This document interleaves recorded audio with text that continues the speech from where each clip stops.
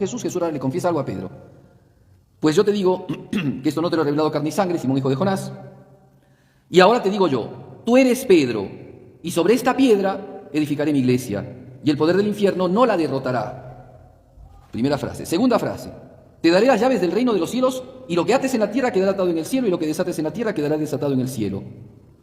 Entonces, hay dos cosas que son importantes, ¿no?, a tomar en cuenta. La primera frase, que es que lo hace piedra para que el poder del infierno no prevalezca contra esa iglesia que ha fundado sobre esa piedra.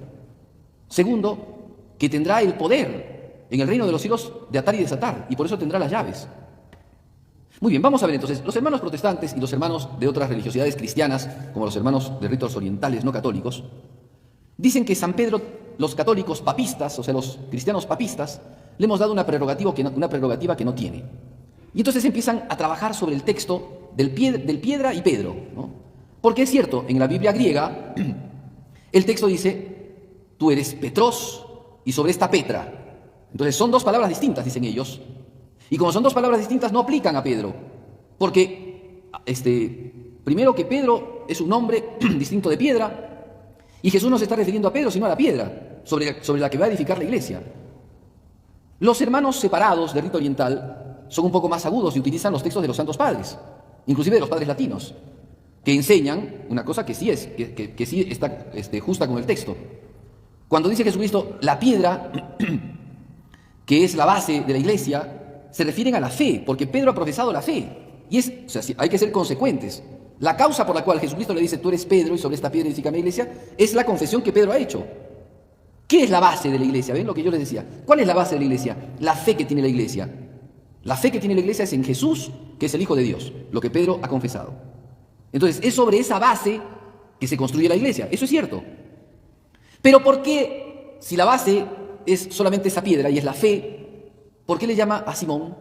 ¿Por qué le cambia a Simón su nombre y le pone nombre Pedro? Eso es lo que los protestantes y los hermanos separados no dicen.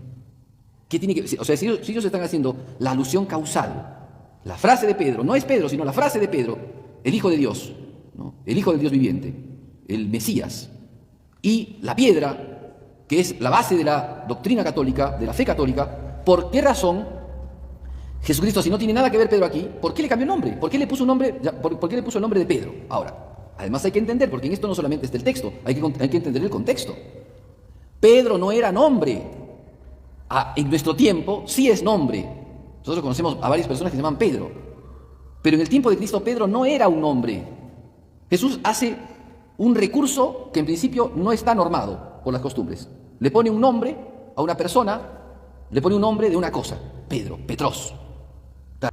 Ahora, también hay que entender de que Jesucristo no habló griego, aunque la Biblia está escrita en griego. Jesús habló arameo. Entonces, San Mateo tuvo que hacer un recurso para poder explicar por qué Pedro está en relación con la piedra. A Pedro le decían continuamente Kefa, que significa piedra. Por tanto, hay que entender que cuando le dice Jesucristo a Pedro, yo digo que tú eres Pedro, en realidad le está diciendo, yo te digo que tú eres piedra, y sobre esta piedra edificaré mi iglesia. Ahora, también es cierto, como les decía, que hay una realidad causal entre lo que es la piedra y lo que es este hombre, porque es la fe de este hombre la que está fundando la iglesia. No es la fe solita, es la fe de este hombre la que está sustentando la iglesia, la fe de Pedro. Y por eso es que después le va a confirmar a Pedro, con otras cosas, su primado. O sea, no es solamente que se sirvió de la frase de Pedro para decir una cosa de la iglesia y Pedro ya está afuera, al margen. Hay que entender todo el texto, toda la frase de Jesús. Simón, evidentemente eso es una alegoría, ¿se dan cuenta? Es una alegoría. Simón, tú eres Pedro y sobre esta piedra edificaré mi iglesia. ¿Por qué Pedro? ¿Por qué Simón es Pedro? ¿Qué tiene que ver Simón con la piedra? Resulta que Pedro ha profesado la fe y Jesús se sirve de la fe de Pedro para fundar la iglesia. Entonces, aquellos que ahora estén unidos a Pedro, eso quiere decir a este que es Pedro, a este que es piedra, ¿no?, van a tener estos beneficios que se le dan a Pedro. Entonces, ¿cuál es el primer beneficio? Tú eres Pedro, sobre esta piedra edificaré mi iglesia, y el poder del infierno no la derrotará. ¿Por qué no va a derrotar a la iglesia el poder del infierno? ¿Por qué Satanás no va a poder derrotar a la iglesia? Por la base de la fe, pero de Pedro. No la fe de Gamaliel, o la fe de Anás, o cualquier fe, o la fe en general. No, la fe de Pedro. La razón entonces es que la iglesia se funda en la fe, pero no en cualquier fe, sino en la fe del apóstol San Pedro. Y por tanto lo hacen a él el custodio de la fe, el sostén de la fe, es el que mantiene la fe. Entonces, allí está, ¿no? Y si después uno ve los otros textos de la Biblia, cuando por ejemplo Jesucristo en San Juan lo agarra a Pedro y lo llama después de que había cometido pecado: Pedro, ¿me amas más que a estos? Sí, Señor. Apacienta mis ovejas, apacienta mis corderos. Eso no se lo dijo a los otros apóstoles, se lo dijo a Pedro. Entonces, por eso les digo, los hermanos separados se quedan solamente con una parte y no ven el todo. Cuando está Jesús en la última cena: Simón, el demonio quiere cribarte, pero yo he rogado por ti para que tu fe no desfallezca. Cuando tú regreses, confirma a tus hermanos. Ahí está la vocación de Pedro: confirmar a los hermanos. Es decir, ¿qué significa confirmar? Reafirmar la fe. Te daré las llaves del reino de los cielos. Las llaves. El poder de las llaves es el poder de hacer entrar y hacer salir. Ese poder no lo tenían los porteros. Ese poder lo tenían los dueños de las ciudades, los jefes, los reyes. Cuando Jesús le dice a San Pedro: te daré las llaves, esas llaves no le dan a Pedro la cualidad de ser el que te abre la puertita solamente, sino el que tiene el poder para hacer ingresar o para no hacer ingresar a la ciudad. ¿Y qué ciudad es? El reino de los cielos. No está hablando de cualquier ciudad. Se habla de llaves. Es una puerta que entra a una casa o a una ciudad. En ese tiempo las ciudades tenían puertas. Ahora no tenemos puertas en las ciudades, pero antiguamente sí, porque estaban amuralladas y tenían puertas. ¿Quién tenía el poder de la puerta? El poder de las llaves. ¿Quién dejaba entrar y quién dejaba salir a la gente? El que tenía el gobierno. Por tanto, lo hacen gobernante. Entonces, nuestros hermanos separados no entienden eso. No, es uno más entre los apóstoles. O sea, si hablamos de los hermanos separados de ritos orientales, es uno más entre los apóstoles.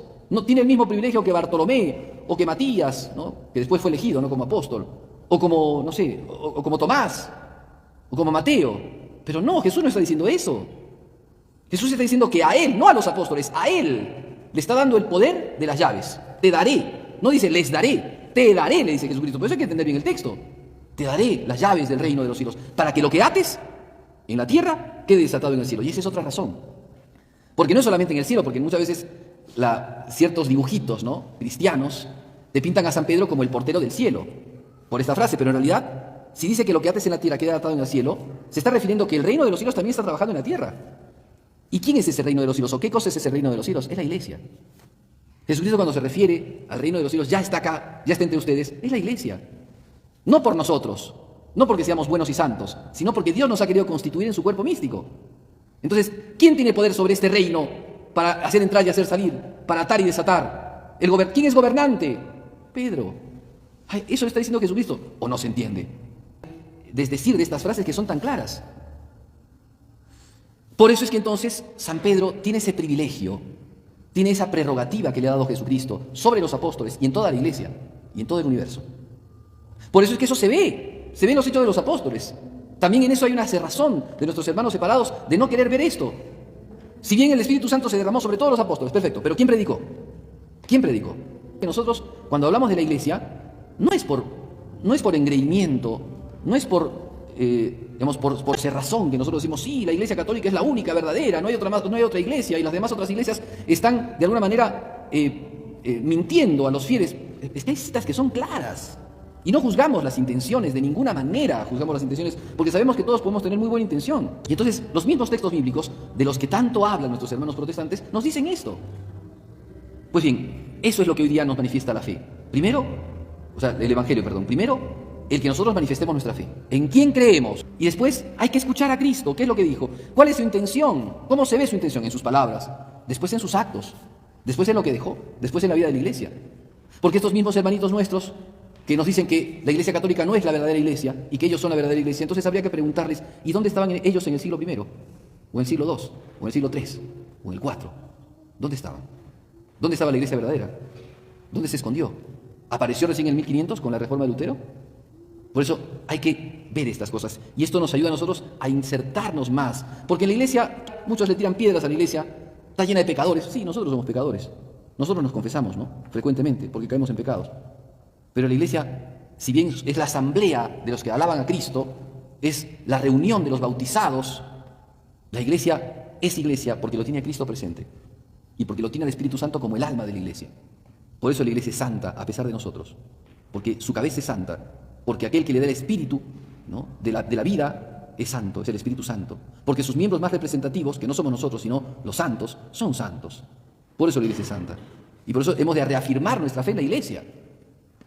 Que, como les digo, estamos nosotros, pecadores, a veces instrumentos inútiles, pero está Cristo, que es el que funda la Iglesia. Por eso que hoy día nuestra fe vaya dirigida a Jesucristo, que profesemos nuevamente, cuando nosotros recemos el credo, que profesemos con toda nuestra sinceridad de corazón: creo en Jesucristo, Hijo único de Dios, nacido del Padre. Creo en Jesucristo, nuestro Señor. Creo en Él, como Pedro. Creo en la fe de Pedro, esa fe que ha llegado a mí por medio de los apóstoles y por medio de los grandes misioneros y por medio de la Iglesia y por medio de mis padres que me han comunicado la fe. Creo en Jesucristo y profeso mi fe y la defiendo y la muestro como un estandarte, como un baluarte en mi vida, porque es el signo de mi salvación.